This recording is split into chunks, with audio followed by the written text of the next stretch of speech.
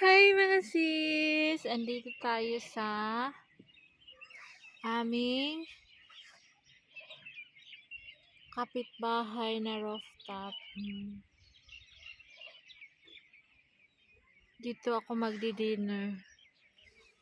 Pakistan time is 5 o'clock. Shout out sa buhok na walang color. Magchika-chika tayo ngayon mga sis.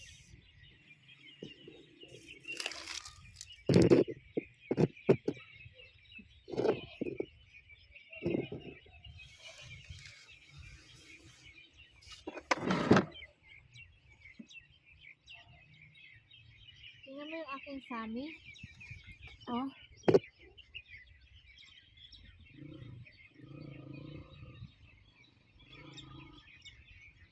Nautusan na siya bibili ng sister-in-law ko ng manok sa Tiangge.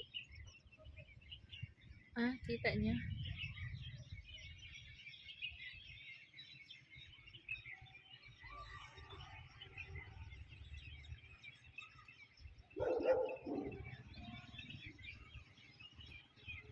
Marunong na talaga.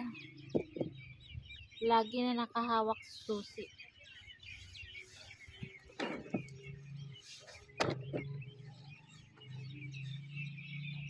Medyo ang lamig ng hampas ng hangin mga sisi.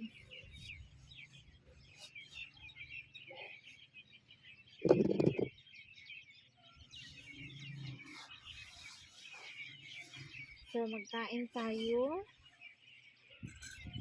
Kape.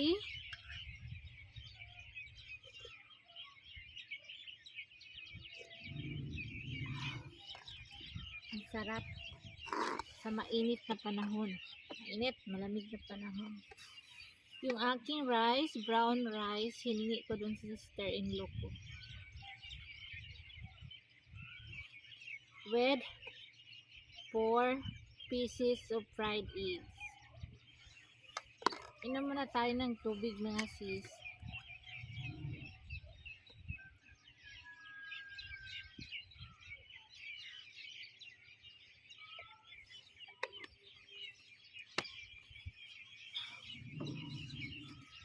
Alam niyo yung libangan ko dito sa bukid? Tanghali, mangahoy ako. Tapos, yung garden ko. Kakatanim ko lang ng meron akong binubuhay na sinisidling na cauliflower. Saka nagtanim na ako ng atsal or bell pepper.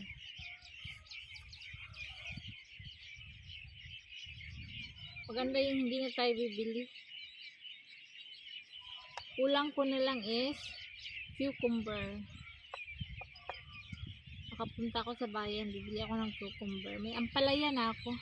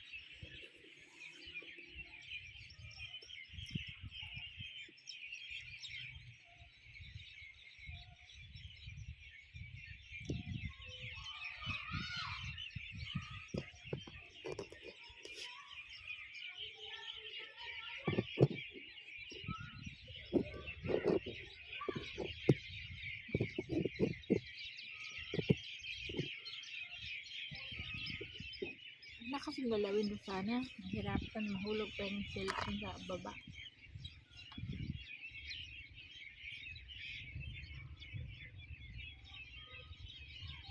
wala kaming ulan mga sis. Kanya-kanya kaming trip. Itlog ang brada.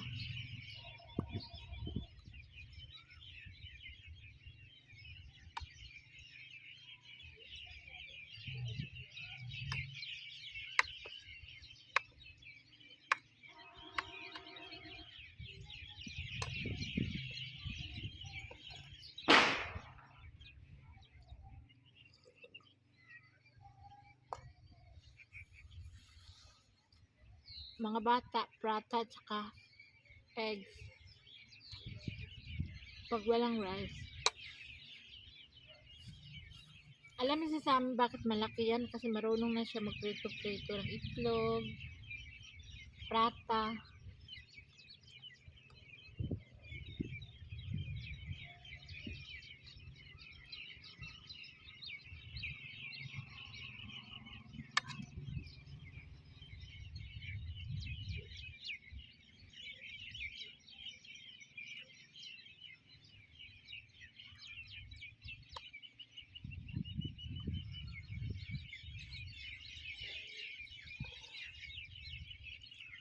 Our topic for today is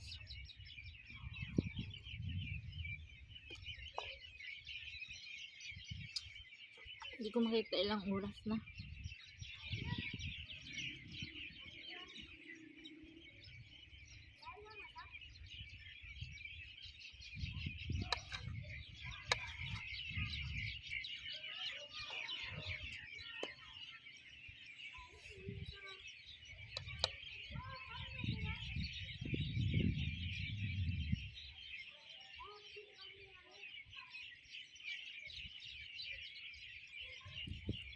Bakit hindi kami nagtatabi ni Elias sa kama?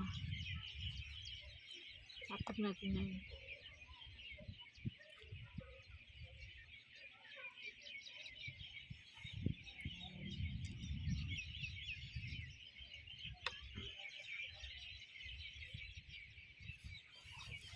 Ano sa palagay niyo mga sis? Bakit hindi kami nagtatabi? Anong reason?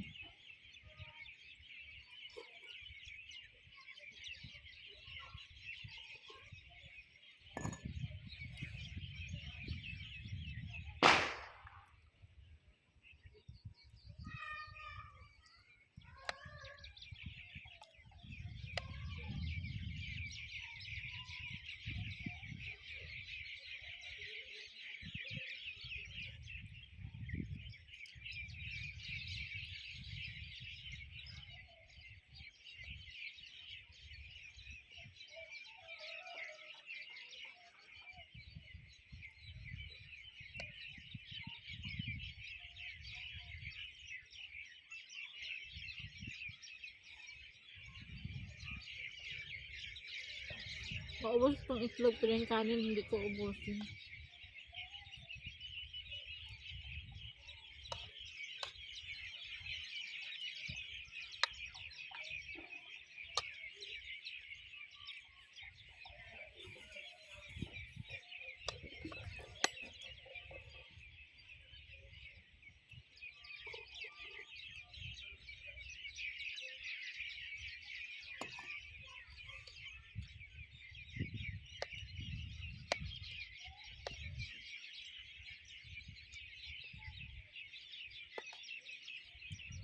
Ako, favorite ko talaga itlog.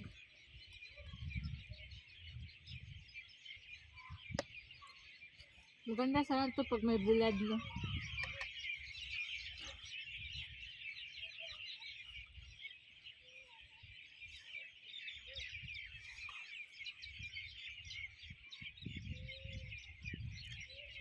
Galing ako dun sa baba kanina. Nangahoy ako. Isang planggana. Mga bukas naman siguro ulit.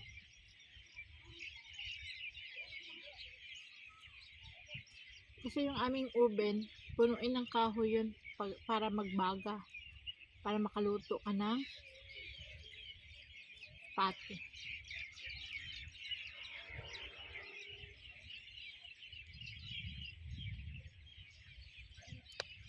Dalawa kami nangangahoy ng boy ng sister-in-law ko. sa kanya, yung pinakamalayong bukid doon sa kabilang bundok, yung malalaking kahoy. Akin maliliit. Yung mabilis magsiga. Mabilis sumindi.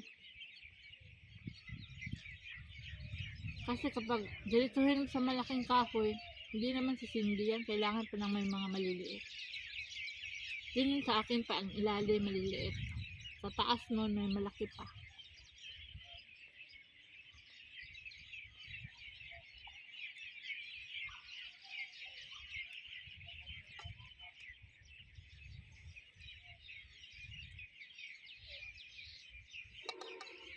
Gusto yung aking 4 na itlog.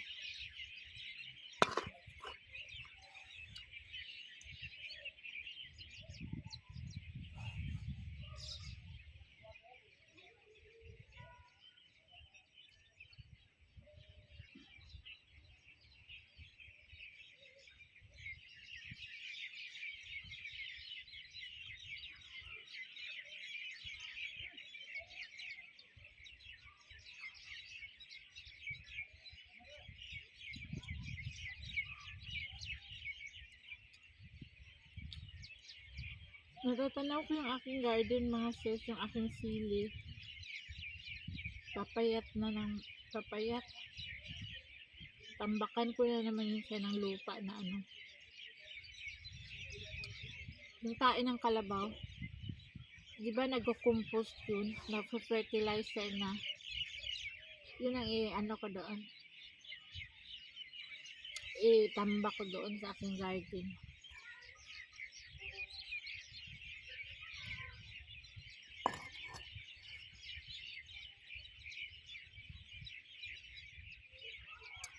So, ito mga sis, bakit hindi kami nagtatabi ni Ilyas sa higaan? Kasi, di ba nakwento ko yun sa inyo dati? Si Ilyas pag natutulog, malakas ang movements. Yung movements na yung kamay, para kang gumanon talaga, binubuhat talaga niyan. Tulog yan siya ha, gumaganon, humahampas sa sa legs niya. Kasi kapag nakatalikod yan siya, ay nakapagtagilid, ganyan,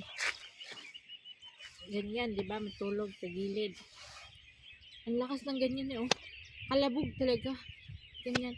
Sino ba namang hindi makakatulog sa ganyan eh? Kunting alog nga lang tayo, gigising na tayo mga Pilipino eh. Pero sa kanya, parang every seconds talagang siya ganyan. Minsan, may malakas na pag ganyan niya, nagigising siya. Pag hindi kamay gumaganon niya, yung paa niya, gumagalaw. Ganon. Ano kaya no? Ano kaya yun? May ano ba sa Tagalog nito? May ano ba yan sa puso niya? May kinalaman. May kinalaman yung movements niya. Naku, ang lakas talaga ng movements niya. Sobra. Hanggang magdamag yan, hanggang matulog yan siya. Minsan, magising yan siya sa kalakas ng kanyang movements. Ay, hindi ako natabi. Nagtabi kami dati. Ganun ang mangyayari.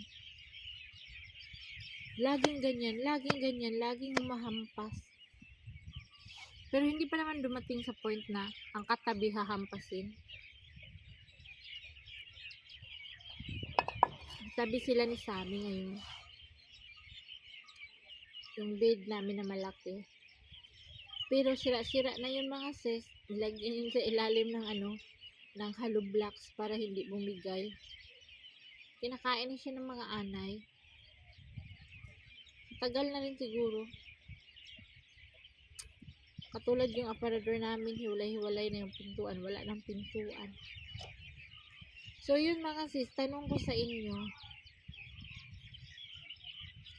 anong impact nun sa sa puso ni Elias yung mga movements? It's normal ba? Yung yung paa at saka kamay. Pag natutulog yan siya, Pag natutulog yan siya, grabing movements talaga. Hindi talaga mapipigilan. Hindi niya yan alam kasi tulog siya. Minsan sa lakas ng movements niya, nagigising siya. Siguro nagugulat siya.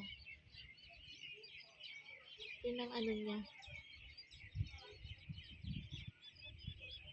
Tapos, yung di ba nakwento ko sa inyo may sakit siya panalos-los dito sa pag umaatching siya, gumaganon siya, kasi masakit daw, tinataas niya dito, los-los ata yun. Sabi ko, saan mo nakukuha yan? Ang tatay ko mayroong ganito, sa kanya ata ako nagmana or nakakuha ng los-los. Yung tatay niya, yung napirahan ng los-los, namatay. Sabi nila dito, nagkamali daw ng putol ng ugat yung doktor, kaya namatay. Kuha? Pwede bang ganun? Pag ganyang mga emergency mga sis, hindi na nila hinahabol yung mga ganito, silang kasalanan. Wala sila dito yung mga victim blaming. Ano lang sila? Paglamayan ka lang ng isang araw, tapos ilibing ka na, ganun sila dito. Hindi uso yung mga autopsy, bakit namatay, bakit na ganito, ganyan. Hindi. Napakabait yung mga tao dito sa bukid.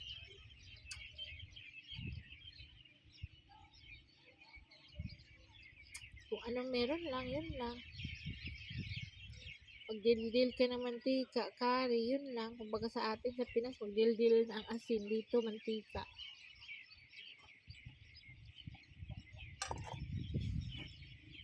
So, yun mga sis. Tanong ko sa mga kay Ma'am GDP na nurse sa saan ba yun? Sa Israel ba yun? Si Madam GDP? Pero marami namang iniinom si Elias na gamot. Meron siya iniinom sa kanyang Nervous kasi, alam mo, dadaan lang kami ng tulay, maglalakad. Okay, parang pipikit na yan siya. Parang takot na yun siya. Oo. Nervous siya. Meron siyang pang nervous. Meron sa puso. Ewan ko ilang piraso yung gamot niyang minimintain. Pero wag ka. Diyan ka lang makakita ng tao na laging umiinom ng soft drinks, araw-araw. Sa gabi, inom talaga yan siya ng soft drinks kasi ang daming hangin daw sa tiyan niya para makapagdighay siya. Bibili talaga siya ng Coke, yung 2 liters na Coke. Bibili talaga yan siya pag maubos, bibili na naman siya. Pero pag nasa labas yan siya, ang tinitiran niya, Sting. Oo, Sting. Sting talaga tinitiran yan. Sabi ko, masama yung Sting sa katawan. Sabi niya, hindi man, matagal na ako umiinom nito. Hindi naman, okay naman ako, wala naman problema. Sabi ko, sige ngayon, wala ka pang problema. Hindi man yan agad-agad mag-epekto. Yan sabi ko sa kanya, tigil-tigilan mo yan.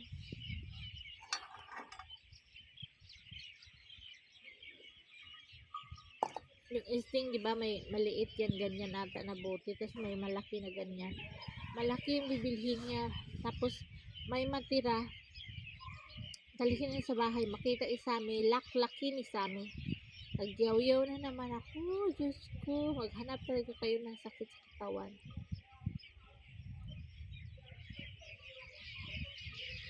Ako hindi ako nainom ng Coke. Umiinom lang ako pag nakain ako ng kaining baka, ganyan. Pero, hindi kami nakakabili ng mga kaining kambing. Kasi sobrang mahal ang kambing. Nasa 1.5 naman ata. Puro. Or, yun, hindi na ako nakabili talaga. Hindi talaga kami bumibili ng kambing. Sobrang mahal. Manok lang at saka itlog. Baka, mahal din. Gusto ko bumili ng baka kasi tipid-tipid tayo. Higpit sinturon this time kay all around mahirap ang buhay. Saan ka mang sulok ng mundo. Mga sis, sa ano pala sa mga tumutulong sa akin, sa nag-watch na hindi nag-skip ng patalastas. Maraming salamat. Malaking tulong po na binigay niyo sa amin. Kasi kapag hindi kayo manonood, wala kaming sisweldohin. Doon lang kami nakasalalay sa manood ng patalastas. Hindi ninyo i-skip doon. Nakaano kami. Medyo meron kaming kita, ganon. Pero pag hindi kayo manood, kakarampot lang yung kita namin, kumbaga. Salamat sa mga tumutulong na. Sana ito lang yung matutulong ko sa'yo, i-play ko, tapos hindi ako mag-skip na yung patalastas. Kahit sobrang haba, hinahayaan ko lang. Maraming thank you sa inyo mga madam. Alam niyo na, nakikita ko kayo sa comment section at nire-replyan ko kayo isa-isa. Thank you so much. Salamat sa inyong pagtulong, sa inyong suporta, love and support. Thank you so much and God bless everybody. Bye! Salamat. Subscribe our YouTube channel, Rosana Ilyas.